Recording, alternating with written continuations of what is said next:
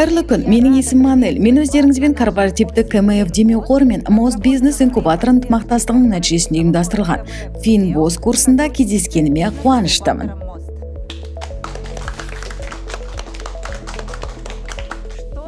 Несие өнімдері дегеніміз не? Олардың қандай түрлері бар?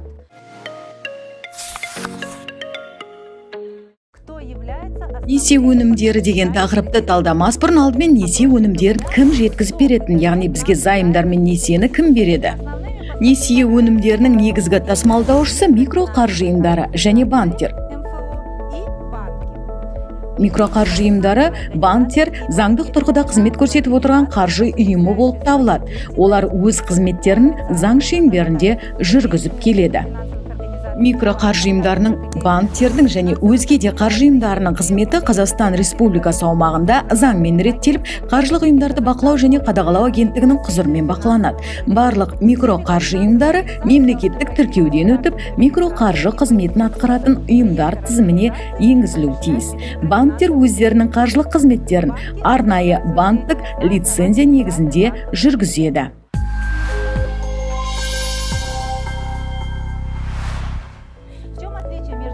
Банктер мен шағын қаржы ұйымдарының өзара айырмашылығы неде?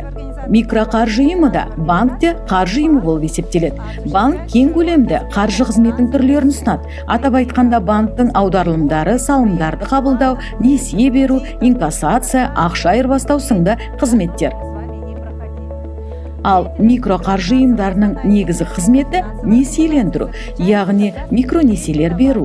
Біз осыған дейін өткен тақырыптарымыздың бәрінде осыны айтып өттік. Еске түсіріп көрейікші, несие дегеніміз не? Несие дегеніміз кредитордың несие алушыға белгілі бір пайызбен ақшалай қарыз беруі. Ақшалай заем кредитордың қарыз алушыға белгілі бір мерзімге белгілі бір пайыздық үстемемен беруі. Несие заңды және жеке тұлғаға беріледі. Мақсатты және мақсатсыз, кепілдікпен және кепілсіз. Мақсатты және мақсатсыз, кепіл және кепілсіз болады. Қалай ойлайсыңдар, мақсатты несиелер дегеніміз не? Мақсатты несие дегеніміз белгілі бір мақсатқа жұмсалатын қаржы. Мысалы, жылжымайтын мүлік немесе автокөлік сатып алу. Егер ақшаны автокөлік сатып алуға алған болсаң, соны саяхатқа жұмсауға құқыңыз жоқ. Сонымен қатар несиелер кепілді және кепілсіз деп бөлінеді. Кім айтады? Кепілді несие дегеніміз несие алған кезде тәуекелге өзіңе қымбат затты кепілге қою. Егер несиені уақытылы төлей алмасаң, банк бұл затты сенен алып қояды. Кепілсіз несиелер бойынша ставкалар анағұрлым жоғары болады, өйткені тәуекелдер де басым. Мәселен, кепілді несиеде банк кепіл затты сатып, өз ақшасын қайтара алса, кепілсіз несиеде олай істей алмайды. Сол себепті осындай несие ставкасы жоғары болады.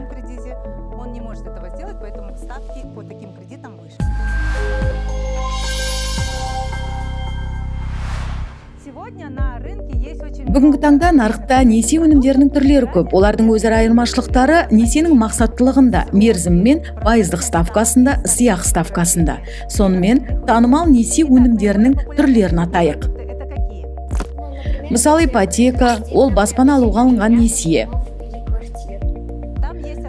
Ипотекалық несиенің өзіндік ерекшелігі бар. Мұндай несиені рәсімдемес бұрын қолыңызда алатын үйіңіздің 20% көлеміндегі бастапқы жарнасы болу керек. Бөліп төлеу жайлы сұрағым келеді. Дүкендер тауарды бөліп төлеуге бергені де несие деп санаймыз ба? Тамаша сауал. Тауарды бөліп төлеу арқылы сату дегенді кім түсіндіре алады? Мәселен, етік немесе сөмке сатып алғың келді. Оған ұзақ ақша жинамайық. Дәл қазір жеңілдіктер болып тұрғанда, оны сен осындай қызметпен бөліп төлеп сатып ала аласың. Дүкен мен банк арасында әріптестік бар. Банк дүкенге несие береді, ал дүкен несиені сенің салымдарымен қайтарады. Сатушы 100 мыңның, банк өзінің комиссиясын 50 мың теңге көлемінде алады. Екі жақта осылай пайда құралады. Дүкен тауарды банкке көтерме бағамен, ал тұтынушыға жеке бағамен сатады. Банк үшін тиімділігі сол, өзінің алдағы пайызын алады. Ал дүкен үшін негізгі пайда тауар айналымы артады.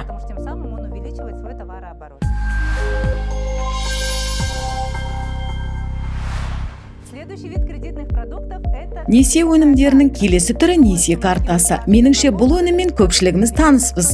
Кім біледі өнім жайлы? Картаның екі түрі бар: несие және дебиттік карта.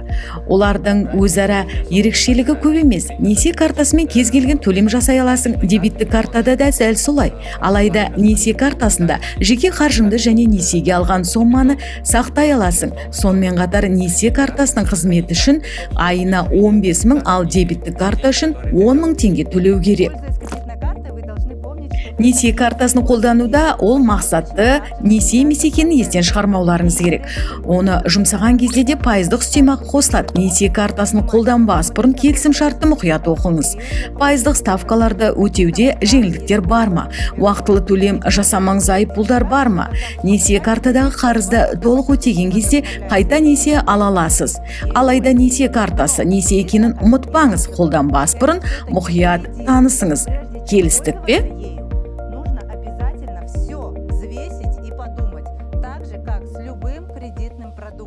Хорошо?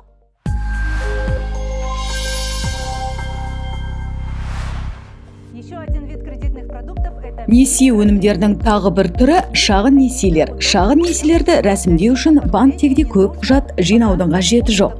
Мұндай несиелер 10-15 минуттың ішінде рәсімделеді. Шағын несиелерді микроқаржы ұйымдары береді. Мұндай несие алған болсаңыз, оны тезірек жауып тастауға тырысу керек. Шағын кәсіпкерлікті дамыту үшін осындай несиелер тиімді.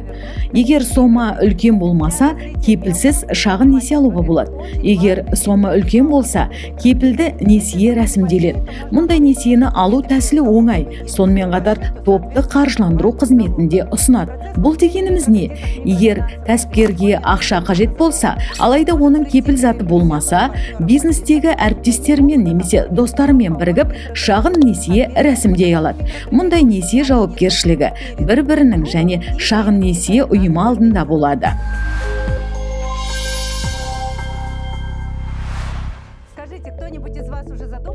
Айтыңыздаршы, жеке кәсібін ашқысы келетіндер бар ма? Иә, кім айтып береді? Мен өзімнің кофеханамды ашқым келеді. Тамаша, Ирмина, өзіңнің кофеханаңды ашқым келеді. Оған бұл үшін ақша керек. Сен банк немесе шағын несие беру ұйымдарының қызметіне жүгіндің. Барлығымыз Ирмина үшін тиімді жоспарды құрып көрейік. Алдымен не істеу керек? Сонымен ойландыңыздар ма? Кофехана ашу үшін қандай жоспар құру керек?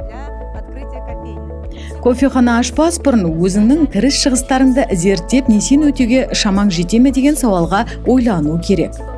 Бизнестің кірісін есептегенде ең төменгі көрсеткіштермен есептеу керек. Оны тағы 2-ге бөлу керек. Өйткені сіз алда не күтіп тұрғанын білмейсіз. Ең жаман жағдайда ахуалыңыз минусқа кетпей ме, соны анықтаған жөн. Мен Димамен келіспеймін, өйткені осындай пессимистік оймен бизнес бастау дұрыс емес. Біздің кірістің әрбір қалдығы қалдырып отырып, кейін несиені жауып тастауға болады. Кейін ол ақшаны несиені жауып қосымша инвестициялар тартуға да болады.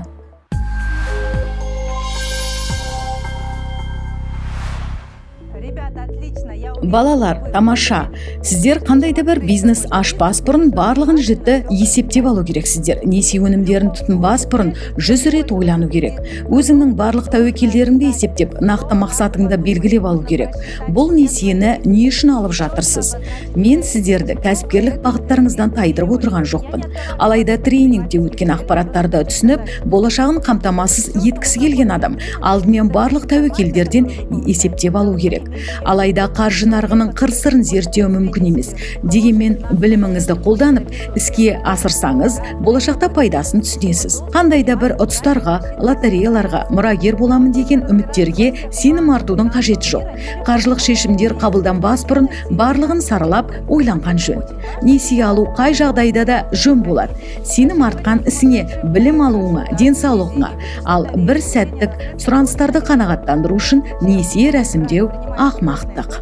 Дұрыс ойланбасаңыз, бітпейтін төлемдерге тап боласыз. Несие тарихыңыз бұзылса, алдағы өміріңізге жағымсыз әсер етуі мүмкін. Ақша есепті жақсы көреді. Осымен сабағымыз аяқталды.